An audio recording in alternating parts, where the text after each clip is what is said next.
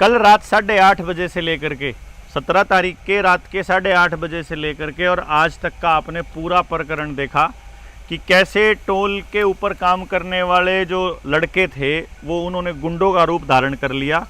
उसके बाद जनता सरकार मोर्चा जो अलग अलग क्षेत्रों से आने वाले लोग थे, जिन्होंने आना तो था करनाल और उन्होंने रुख कर लिया टोल की तरफ नांगल चौधरी में।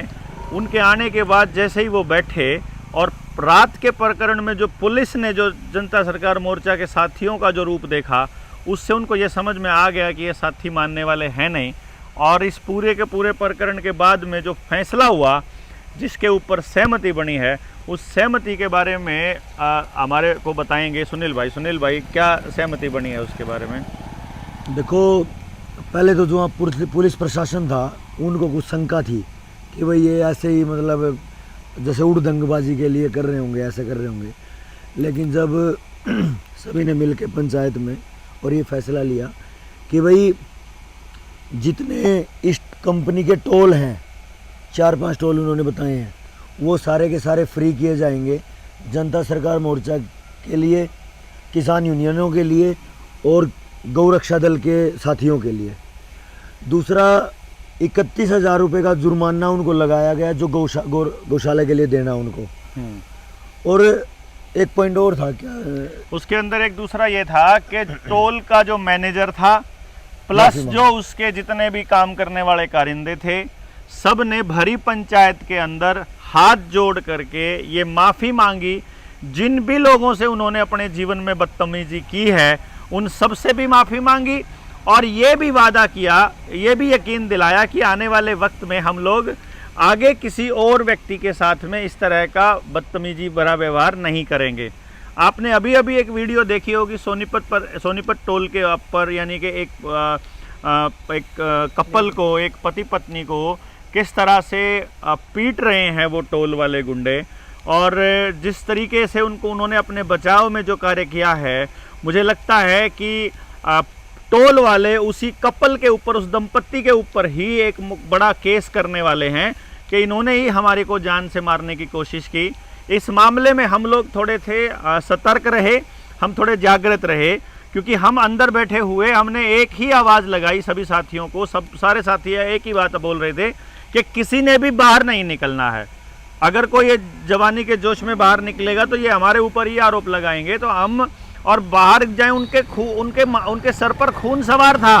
वो ऐसा लग रहा था जैसे पता नहीं उन्होंने कोई नशा किया हुआ है या वो कोई अपने अंदर ही फ्रस्ट्रेशन है उनके अंदर कि उनके सामने जो भी आएगा वो उसको मार डालेंगे, जो भी चीज़ आएगी उसको तोड़ डालेंगे। वो इस तरह का बिहेव कर रहे थे। और जैसे ही ये पता लगा उन लोगों को कि ये तो गड़बड़ हो गई और ये तो जनता सरकार मोर्चा के साथी थे, वो चाबियां फेंक कर भी चले गए थे। वो आपने देखा पूरा का पूरा लाइव। और इससे हम ये समझे, कुल मिलाकर के एक बात हमारे को समझ में आई कि भाई जब वो ये जान गए थे कि अब हमारे पास कोई रास्ता नहीं है, सीसीटीवी फुटेज देखी, पुलिस वालों ने देखी, पंचायत ने देखी और एकदम क्रिस्टल क्लियर हो गया कि ये जो 7 लोग थे ये अपनी गाड़ी से बाहर नहीं निकले और उन लोगों ने मारना बंद नहीं किया। उस खौफनाक मंजर से, उस 10-15 मिनट के मौत के दहशत से बाहर निकलकर हम लोग जो आए हैं, वो उसके पीछे आप लोगों की ताकत है। सभी वो साथी जो भारत भर के इलाके से आए, जिन्होंने सपोर्ट किया। आपको पता चले भाई साहब, पुणे के अंदर महाराष्ट्र में 2 टोल तो बंद कर दिए नवनाथ भाई और उनकी पूरी टीम ने, जितने भी लोग थे पुणे के आसपास के लोग। खटखट टोल बंद हो जाना था। आपको मालूम पड़े कि सारे के सारे भारत के टोल बंद होने शुरू हो जाने थे। सभी जगह से हमारे को मैसेजेज आ रहे थे, आप बताइए हमको क्या करना है, बस हम करना शुरू करते हैं। तो आपकी जो ये हिम्मत थी। और एक और कमाल की बात है, 300+ कॉल्स तो नांगल चौधरी के SHO को कॉल कर दी सिर्फ महाराष्ट्र के साथियों ने, और उनकी क्लास लगाई है। आप समझ सकते हैं कि क्या हाल रहा होगा उनका, कि एक टाइम पर उनको फ़ोन ही फेंकना पड़ा, फ़ोन ही यूज़ करना बंद करना पड़ा। इसमें ऑफिशियल फुल एक बहुत बड़ा सहयोग जो अपने को मिला, अपने जो सोशल मीडिया के साथी हैं, जैसे सर्च हरियाणा से हैं आशीष भाई, और जो सुमित है हाँ। और लव कुश दैया है अपना भाईचारा से, हरियाणा भाईचारा से, और भाई करमू जी हैं जो संसार क्रांति से। इन्होंने जो सोशल मीडिया पे जो काम किया है आज, इनका भी हम बहुत बहुत धन्यवाद करते हैं। और समाज के जो एक स्थानीय जो टीम थी यहाँ महेंद्रगढ़ की उन और जो सबको रेवाड़ी भाई के होगा। जो साथी थे अपने और गौ इनमें रक्षा दल जो वाले, सबसे मुख्य रूप से भाई का धन्यवाद करेंगे हमारे बड़े भाई हैं वैद वीरेंद्र जी। मतलब जैसे ही इनको पता चला कि भाई यहाँ पे टोल पे है, तो मतलब हमें नहीं पता चला कि ये 5 या 10 मिनट में वहाँ पे हमें तो खड़े मिले, गद्दे और वहाँ की लेके। सारी व्यवस्था, गद्दे और पानी की और सारी व्यवस्था। हाँ, तो ये लगने लगा कि अब जो ये मुहिम है ये बड़ी गति पकड़ेगी और ये देश के लिए एक अच्छी दिशा और दशा तय करेगी। आप कमाल की बात देखिए कि जब वैद जी ने हमारे को फ़ोन किया तो उन्होंने सबसे पहला सवाल क्या पूछा था कि इंतजाम क्या क्या करना है। तो बोले कि हम बैठने वाले हैं, कोई क्या क्या चाहिए, मगर वो आप जाने। तो इनको मालूम पड़ा कि क्या क्या करना है, वो सब अपने आप।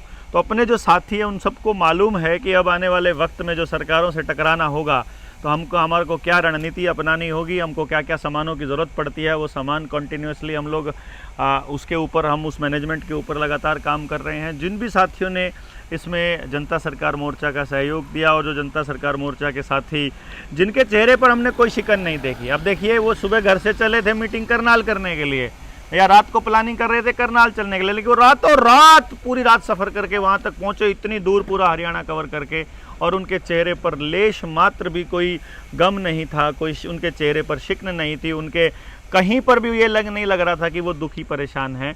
तो ऐसे क्रांतिकारी साथियों का बहुत बहुत धन्यवाद। आप लोगों ने हमारी ऊर्जा को बहुत बढ़ा दिया है। और अब 19 नवंबर की जो रैली होने वाली है करनाल के अंदर, मुझे लगता है कि सरकारों के हौसले किस तरह से गिराने का काम करेगी। और सरकारों का मतलब ये है कि जो अगली सरकार बनाने की फिराक में है उनकी भी, और जो पुरानी सरकारों में बैठे थे उनकी भी, और अगर किसी को वहम हो उनकी भी। सब सरकार अगर एक ही रहेगी, वो ही रहेगी जनता की सरकार। ऊपर कोई भी बैठा हो, विधानसभा में कोई बैठा हो, लोकसभा में कोई बैठा हो, लेकिन सरकार रहेगी जनता की। जनता तय करेगी कौन सी पॉलिसी बनेगी। जनता से पूछे बिना कुछ करेंगे तो जनता अपनी ताकत वापस लेना जानती है। ये एहसास दिलाना उस रैली का पर्पज़ है। आपको किसी भी ऐसी गंदी चीज़ से मुक्ति चाहिए, अपने बच्चों के नशे से मुक्ति चाहिए, मोबाइल की लत से मुक्ति चाहिए, आपको भ्रष्टाचार से मुक्ति चाहिए, अव्यवस्था से मुक्ति चाहिए, आपको कर्ज से मुक्ति चाहिए, आपको बीमारियों से मुक्ति चाहिए, आपको इनके डर से मुक्ति चाहिए, आपको भारत के अंदर चल रही सारी विषमताओं से मुक्ति अगर चाहिए, आपको 19 नवंबर की करनाल जो जिला सचिवालय के नज़दीक में जो ग्राउंड है, उस रैली में आपको आना ही होगा। हम आपसे गुजारिश करते हैं कि आप ज़्यादा से ज़्यादा संख्या में करनाल पहुंचने के लिए तैयार हो जाइए, अपने लोगों को तैयार कीजिए, और जितनी ज़्यादा संख्या में आप आएंगे आपकी आवाज़ उतनी ही बुलंद होगी। इसलिए आपको बोलना है ज़ोर से। हमेशा एक ही बात याद रखनी है कि भारत की हुंकार है और जनता ही सरकार है। जय हिंद, जय भारत।